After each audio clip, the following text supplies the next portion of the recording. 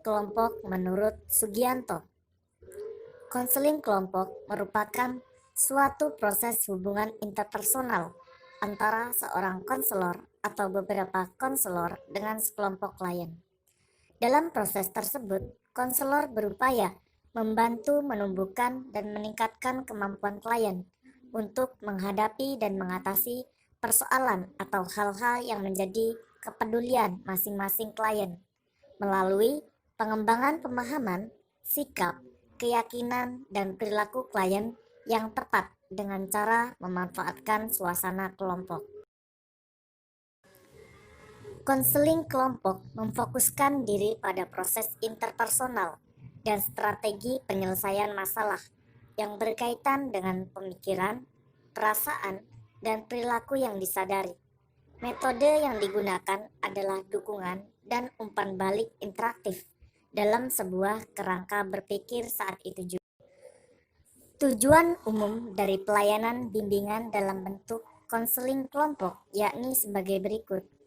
Yang pertama, masing-masing klien mampu menemukan dirinya dan memahami dirinya sendiri dengan lebih baik. Yang kedua, para klien mengembangkan kemampuan berkomunikasi antara satu individu dengan individu yang lain. Yang ketiga, para klien memperoleh kemampuan mengatur dirinya sendiri dan mengarahkan hidupnya sendiri.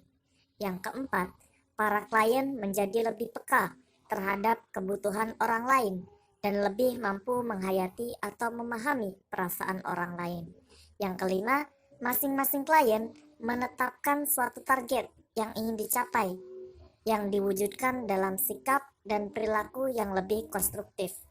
Yang keenam, para klien lebih menyadari dan menghayati makna dari kehidupan manusia sebagai kehidupan bersama.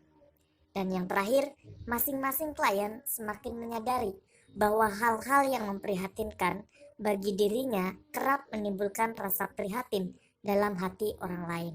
Tahapan konseling kelompok menurut model Nixon dan Glover adalah sebagai berikut. Yang pertama, pembukaan. Yang kedua, penjelasan masalah. Yang ketiga, penggalian latar belakang masalah. Yang keempat, penyelesaian masalah. Dan yang terakhir, penutup.